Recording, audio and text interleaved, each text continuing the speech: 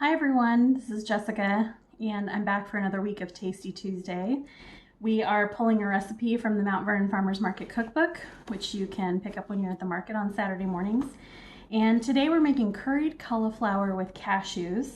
That recipe comes from Sarah Wagstaff. And a slight twist, I'm still in kind of quarantine shopping mode, so I don't have any cauliflower, but I do have Romanesco. If you're not familiar with Romanesco, I've already got it cut up here, but it's this hybrid between cauliflower and broccoli that I absolutely love. One of my favorite things to do is to roast it with salt and pepper and olive oil and red pepper flakes and then squeeze a little lemon juice on at the end. But today we're using it as the main dish. I'm gonna serve this curried cauliflower with cashews over rice and add a little surprise ingredient that I'll show you at the end. But it's very quick to put together, so let's get started. I've got in my bowl here about a half cup of cashew butter, and then I'm gonna add about 2 tablespoons of olive oil and 2 tablespoons of curry powder. Put that in there. And just a little bit of salt, about 1/4 teaspoon. And that's it for the sauce. We'll stir that up, get it all mixed together. And I showed you I already cut up an entire head of Romanesco. If you're using cauliflower, same thing. Go ahead and dice that up into, cut that up into florets. And then you're just gonna go right into the sauce after it's mixed up with your cauliflower or Romanesco. And stir that up. Make sure all of it is covered.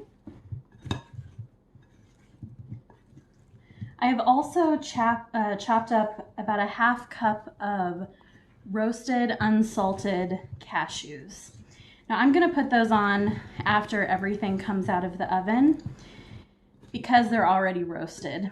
If you had cashews that were raw, you could play around with maybe adding those in for the last few minutes, but I just don't want them to burn, and they already taste pretty good. Okay, so that's all mixed up. I'm gonna put this onto a sheet pan that I have a piece of parchment paper on. We're gonna spread it out evenly so it covers the entire sheet pan.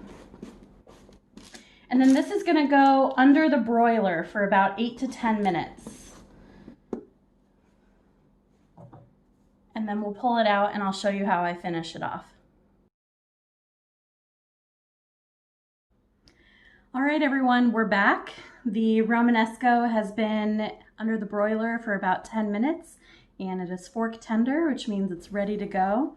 Look how good that looks. I wish you could smell it in here. And I also love that because it was only cooking under the broiler, you don't have to preheat that way.